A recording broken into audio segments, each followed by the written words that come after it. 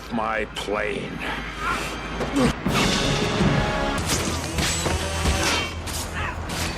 This is volume 2 of the best moments when villains regretted their decisions in the movies. I'm gonna you up. When a group of intoxicated, arrogant thugs board a public bus to harass innocent passengers, they completely misjudge the quiet bloke sitting in the corner. Hutch Mansell looks like a standard, exhausted accountant, but he's actually a highly lethal former government assassin desperately seeking an excuse to unleash all that pent-up frustration.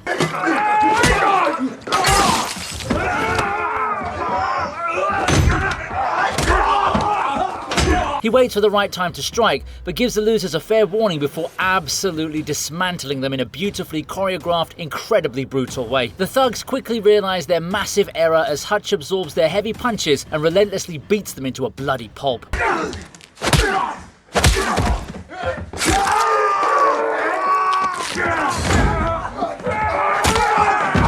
It's a highly satisfying, bone-crunching sequence that flawlessly demonstrates why you should never judge a book by its boring suburban cover. They definitely picked the absolute worst night to act tough. They better call Saul to help fight a case against Hutch.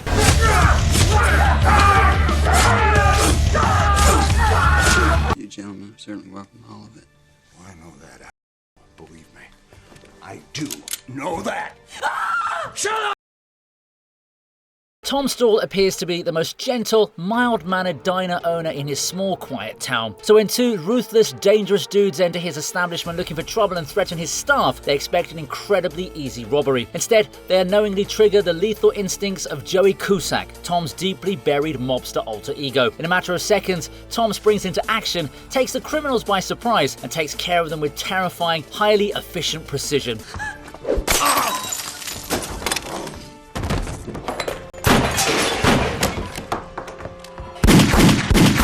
The sheer speed and ruthlessness of his violent realization leave everyone completely stunned. The look of absolute horror on everyone's faces was priceless as they realize they're dining with a seasoned, cold-blooded killer. It's pure cinematic gold. It's a brilliant, gritty scene that perfectly highlights the devastating consequences of pushing a dangerous man who simply wanted a peaceful life.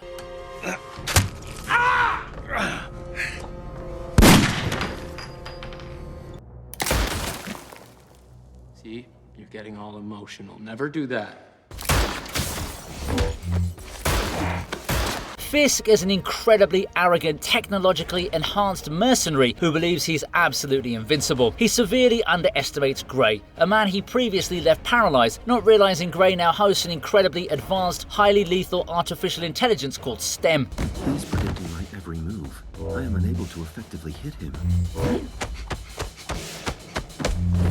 During their intense, high-stakes confrontation, Fisk thinks he has the upper hand with his military-grade combat upgrades. However, Gray simply relinquishes full bodily control to STEM. The resulting fight is a mesmerizing, robotic display of brutal combat perfection.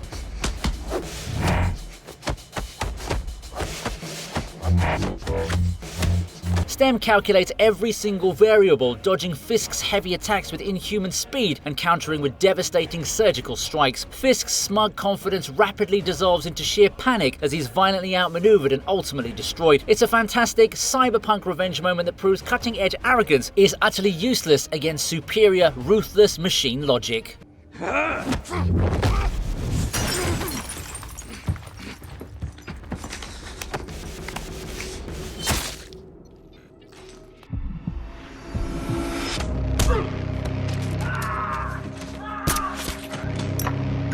Slavy and his heavily armed Russian mafia enforcers think they completely own the city. When the quiet, unassuming Robert McCall politely visits their luxurious restaurant to buy the freedom of a young girl, they laugh in his face and dismiss him as a foolish old man. Big mistake, guys. Take your money and go back to your house and yourself 9,800 times, and then you come crawling back here to talk to me, huh? Robert calmly starts his stopwatch and unleashes insane, calculated hell. In a matter of seconds, he systematically eliminates the entire room of hardened gangsters, using nothing but his own skills and few items here and there.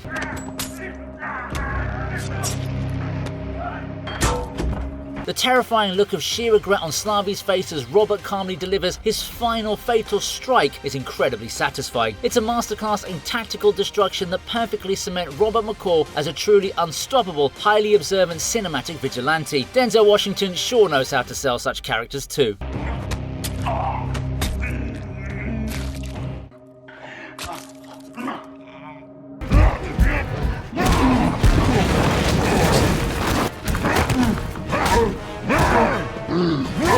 Dante drinks a massive, stolen dose of Mr. Hyde's dangerous formula, believing it will make him an unstoppable, invincible juggernaut. Now, he does transform into a gigantic hulking monster, towering over our legendary literary heroes and gloating about his immense newfound strength. What is that thing? It's me on a bad day.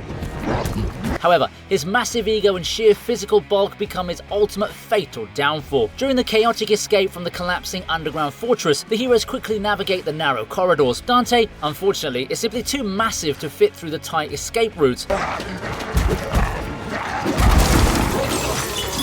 The hilarious look of profound realization and total despair on his giant, deformed face as the explosive charges detonate at him is kind of like poetry. He wanted to be the biggest, most powerful villain in the room, but that exact desire literally trapped him in a fiery, inescapable underground tomb. Before we continue, please subscribe to the TV Regent and become a member for early access to our videos.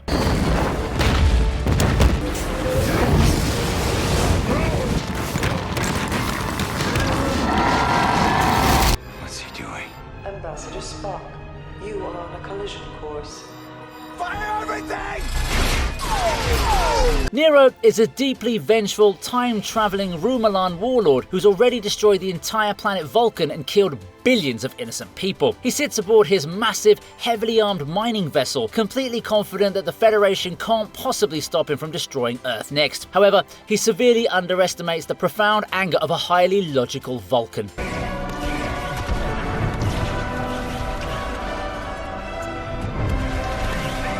Spock pilots the incredibly fast jellyfish ship going into warp speed to crash directly into Nero's colossal vessel. The sheer shock on Nero's tattooed face as the small craft violently pierces his hull is incredibly satisfying.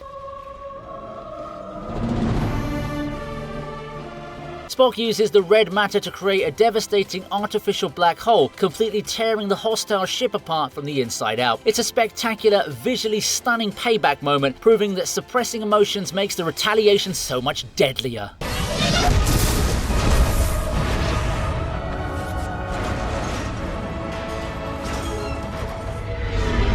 Two men. Captain Harrison Love is a sadistic, incredibly arrogant military officer who cruelly murdered Alejandro Murrieta's brother and kept his head in a jar as a twisted trophy. He truly believes the new, younger Zorro is just a pathetic, uncoordinated nuisance. When they finally clash in the collapsing gold mine, Alejandro drops his charming vigilante persona and fights with pure, unadulterated hatred. Swordsplay is incredibly fast, passionate, and highly aggressive. Love slowly realizes he's completely outmatched by the furious, highly skilled. The ultimate poetic justice occurs when Alejandro escapes, leaving the defeated, bleeding captain trapped in the heavy mining machinery. As the heavy gold cart violently crashes down, Love finally understands the horrific consequences of his sadistic cruelty. It's a fantastic, classic, swashbuckling revenge sequence that feels perfectly earned and immensely satisfying. Years no doubt have changed me, sir. But then I suppose the face of a barber, the face of a prisoner in the dock, is not particularly memorable. Judge Turpin is a profound, corrupt, despicable official who falsely imprisoned Benjamin Barker, wronged his beautiful wife, and adopted his young daughter. He enters the barbershop entirely unaware that the mysterious Sweeney Todd is actually the man whose life he completely ruined years ago. Benjamin Barker. Benjamin Barker! Later on, Turpin relaxes in the chair for a close shave. Completely vulnerable, Sweeney finally reveals his true identity. The look of terror and dawning realization in that judge's eyes is incredibly dark and rewarding. Sweeney brutally slashes his throat, serving up an incredibly bloody, highly theatrical dose of musical vengeance.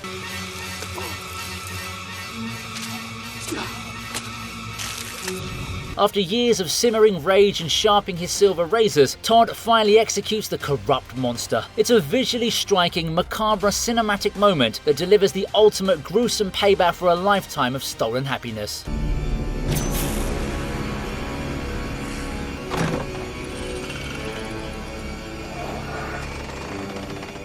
life's not fair. Oh, I just slapped you. Are you alright? What? When a group of violent, arrogant bikers enter the chaotic roadhouse to cause massive property damage and intimidate the staff, they expect absolutely no resistance from the calm, softly spoken bouncer. Oh, hey, whoa. Let Give me a drink first. Give me a drink. Let go. I'm not holding you. Hey, come on, chill out. Dalton politely asks them to leave, displaying extreme patience. The thugs mistake his calm demeanor for cowardice, launching a brutal attack. Dalton basically sighs and just gets to work. I'm gonna kill you!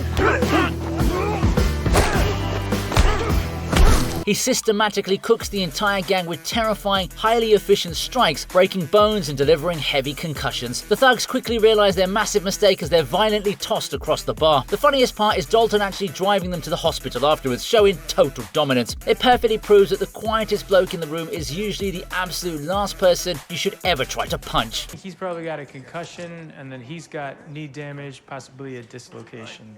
And then the one, that one, I think. Thanks for the right, man.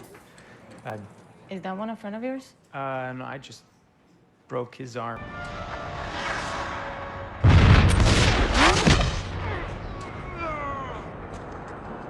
Colonel William Tavington is one of the most detestable, deeply cruel cinematic villains ever, having ruthlessly murdered Benjamin Martin's son and burnt innocent civilians alive in a church. During the final battle, Tavington believes he's finally defeated the legendary Colonel militia leader. He knocks Benjamin to the ground, arrogantly raising his heavy sword for the fatal strike while gloating about his dark victories.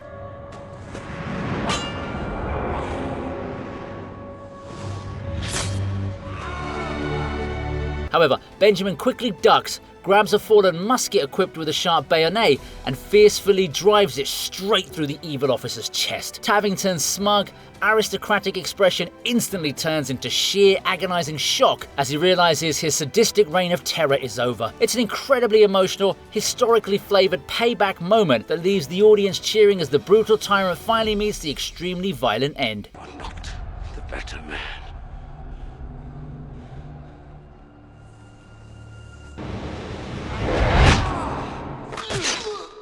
It's not just your life I can save. No, it's your goddamn soul. No, please don't hurt me. Jeremiah Sand is a deeply narcissistic, highly delusional cult leader who orders the horrific, fiery execution of Red Miller's beloved wife, Mandy.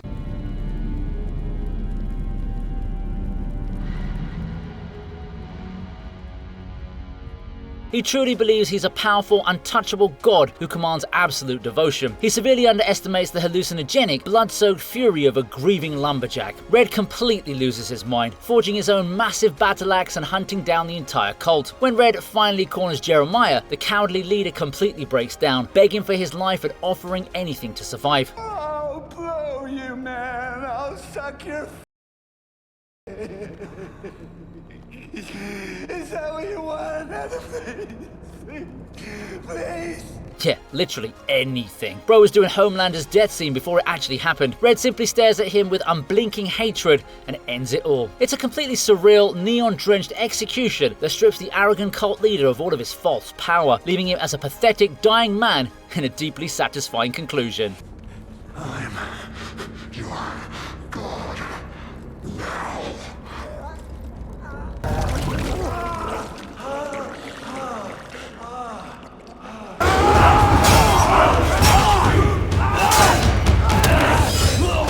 Fjolnir is a treacherous, highly ambitious Viking who murders his own brother, stole the kingdom, and forced young Amleth to flee for his life. Decades later, Amleth returns as a massive, deeply furious berserker, completely driven by his own dark vow to avenge his fallen father.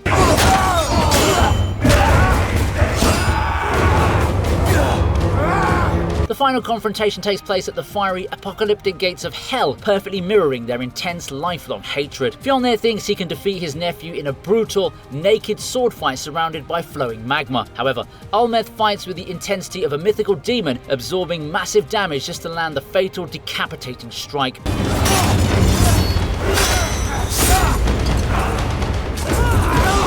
Fjolnir's final moments are filled with searing pain and horrific realization that his treacherous past has finally returned to violently burn his entire legacy to the ground in spectacular fashion.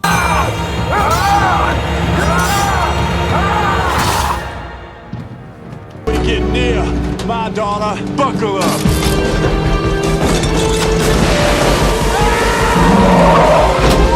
Cyrus the Virus is a highly intelligent, incredibly ruthless criminal mastermind who successfully hijacks a maximum security prison plane. He controls the heavily armed inmates and believes his elaborate escape plan is entirely foolproof. However, he fails to account for Cameron Poe, a highly decorated, incredibly dangerous former army ranger who just wants to go home to his young daughter. During the chaotic, explosive finale in Las Vegas, Poe finally stops pretending to play along.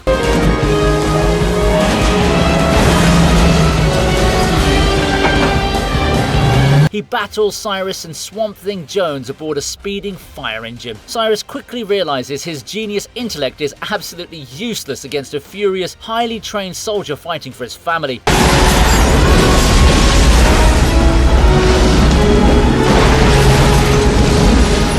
Poe manages to beat them both, sending Cyrus crashing through a glass bridge into a heavily industrial crusher. It's glorious, over-the-top 90s action movie vengeance.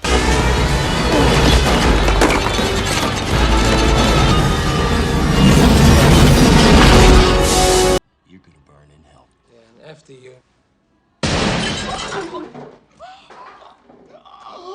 Sean Noakes is a deeply evil, profoundly sadistic reformed schoolguard who inflicted unspeakable trauma upon 4 young boys, ruining their lives without facing any legal consequences. Years later, 2 of the boys, now hardened criminals, randomly spot him eating at a busy pub. I tried to make you tough.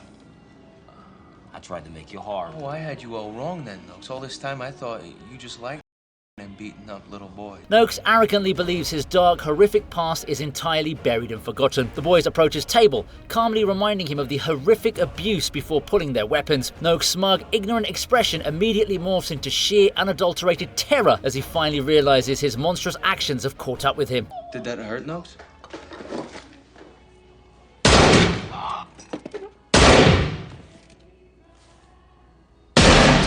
They execute him right there in the crowded restaurant, delivering a highly controversial but deeply emotional form of street justice. It's a profoundly dark, chilling cinematic moment that finally brings a deeply satisfying conclusion to a horrific story. You make one mistake! When you killed my pilot, Mr. President! No one left to fly the plane! Ivan Korshunov is a ruthless, highly fanatical terrorist who violently hijacks the most secure aircraft on the entire planet, taking the president's family hostage. He truly believes that the American president is a soft, cowardly politician who will easily bow to his extreme political demands.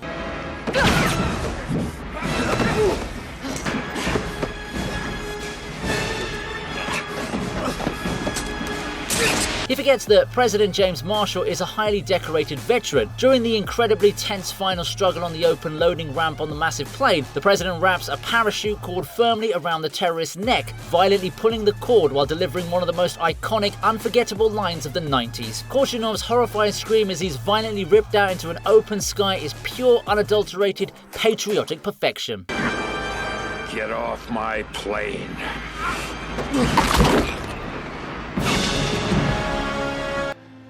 Thank God. I die a true American.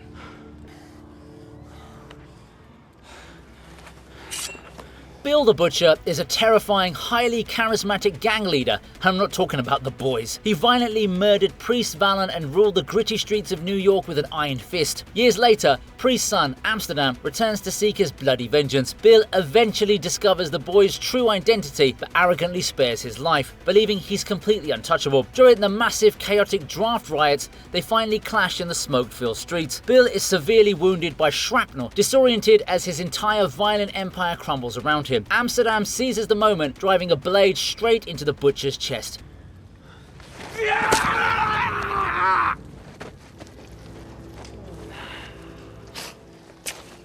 Bill dies staring at the chaotic violence, finally understanding that his brutal, unforgiving reign has finally ended. It's a deeply poetic, incredibly bloody finale that perfectly captures the brutal, unforgiving history of the chaotic city.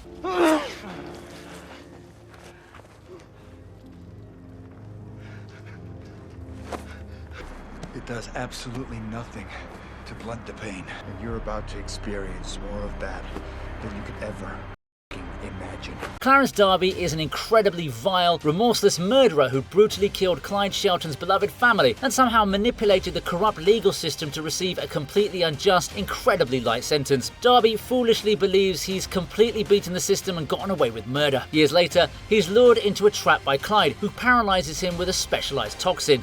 This tetrodotoxin should be nicely into your system by now. As Darby lies completely helpless on the operating table, completely unable to move or scream, Clyde calmly explains the horrific, highly surgical torture he's about to inflict. The sheer panic in Darby's wide, terrifying eyes is immensely satisfying to witness. Now they get to watch you suffer. It'll be the last thing you ever see. Clyde meticulously dismantles the arrogant criminal, delivering a deeply unsettling, highly calculated execution that completely bypasses the failing justice system and gives the audience exactly what the legal courts denied. What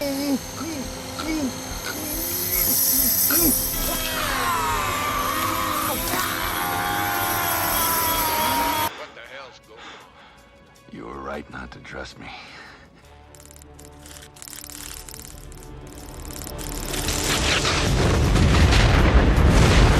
The massive, powerful criminal syndicate known as the Outfit thinks Porter is just a pathetic, low-level thug who can be easily killed for asking for his stolen money. They heavily torture him, completely underestimating his incredible resilience and sheer unyielding stubbornness. Porter is absolutely determined to get his exact cut, no matter the massive cost. He cleverly kidnaps the boss's son and rigs a massive, highly sensitive, explosive trap connected directly to a telephone.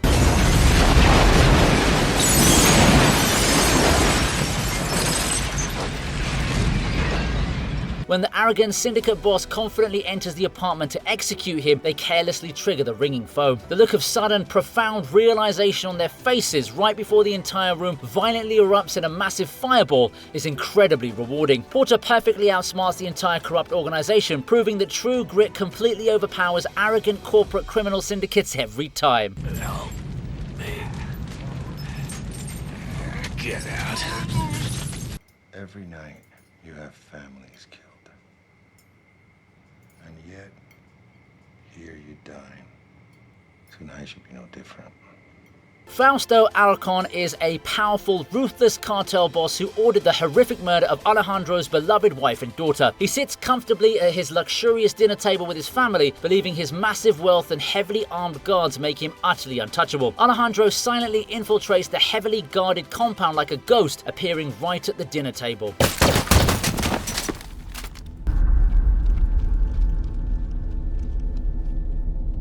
Alarcon tries to remain stoic, but the sheer terror in his eyes is incredibly evident. Alejandro forces the arrogant cartel leader to watch as he violently executes his family, perfectly mirroring the exact trauma inflicted upon him.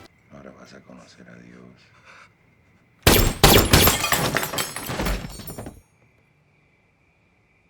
He then coldly shoots Alarcon. It's an incredibly dark, deeply haunting sequence that completely removes the glamorous facade of the cartel.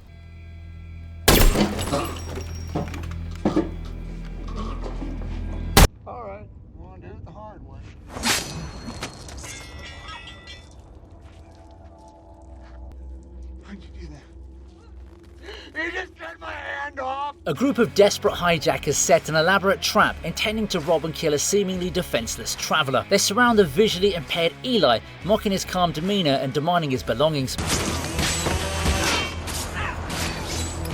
Eli politely warns them to step away, but when the arrogant leader finally lunges forward, Bro unleashes devastation. Using his heavy, sharp machete, he destroys the entire gang in a breathtaking flurry of brutal strikes.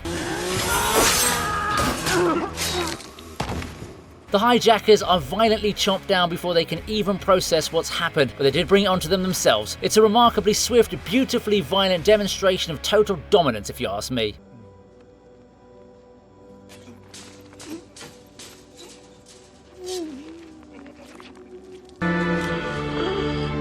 Stand still. At your service.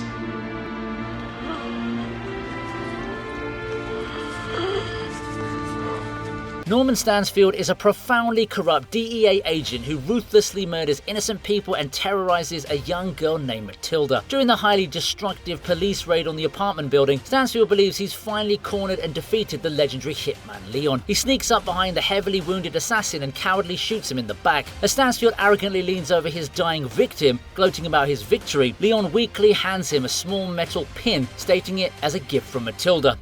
This is from Matilda.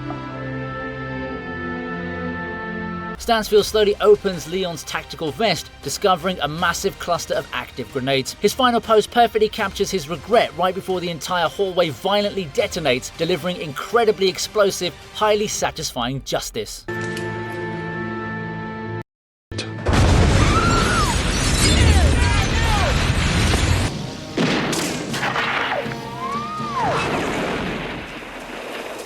The cruel, arrogant enemy forces believe they've completely broken John Rambo through intense, horrific torture. They capture him and try to force him to radio his commanding officers to call off the rescue mission. Rambo takes the microphone, but instead of surrendering, he delivers a chilling, deadly promise to the corrupt officer listening.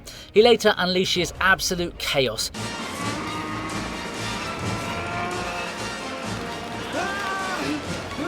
Using a massive heavy machine gun, he violently destroys the communication equipment and obliterates the surrounding soldiers in a spectacular slow-motion hail of gunfire. The terrified expressions on the enemy soldiers' faces as they realize they've angered the ultimate killing machine are absolutely priceless.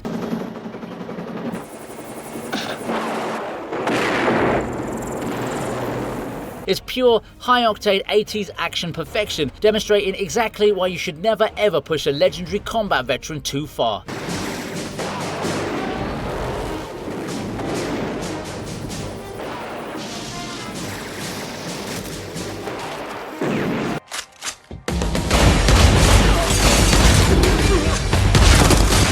The highly arrogant Russian mafia boss completely underestimates Hutch Mansell, bringing an entire heavily armed army to execute him in an abandoned factory. They believe their overwhelming numbers guarantee an incredibly easy victory. However, Hutch has trapped the entire facility and lucks into the help of his incredibly lethal, highly experienced father David and his adopted brother Harry.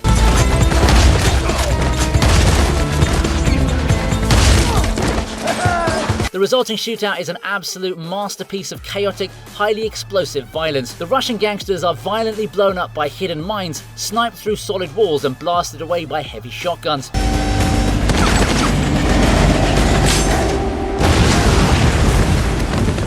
The sheer terror amongst the mafia ranks is incredibly satisfying as they realize these three seemingly ordinary men are actually legendary, unstoppable killing machines.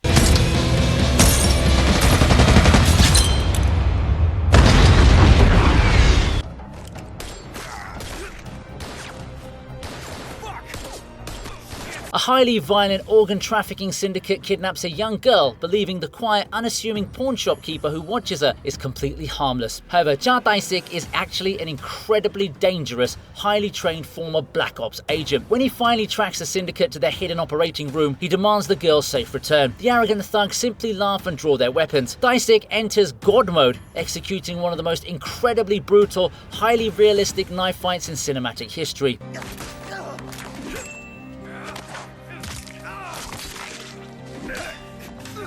He slaughters a room of professional killers with terrifying surgical precision. The gangsters panic as they're humiliated by a man who moves like a lethal shadow.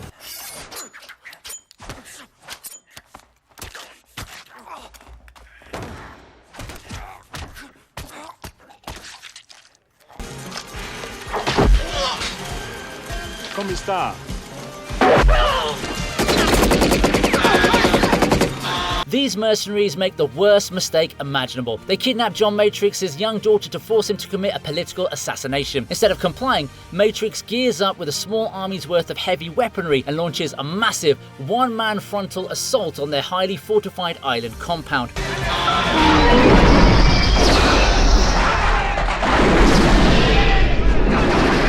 He violently blows up their buildings, machine guns dozens of heavily armed soldiers, and uses a massive saw blade to scalp his enemies. When he corners the cowardly Arius in his lavish mansion, the villain's extreme arrogance completely vanishes, replaced by sheer unadulterated panic.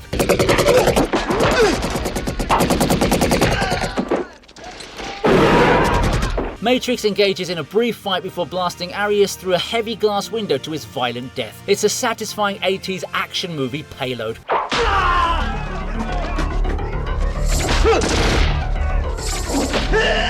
Hope you liked the video. Please subscribe to the TV Regent and become a member for early access to new videos.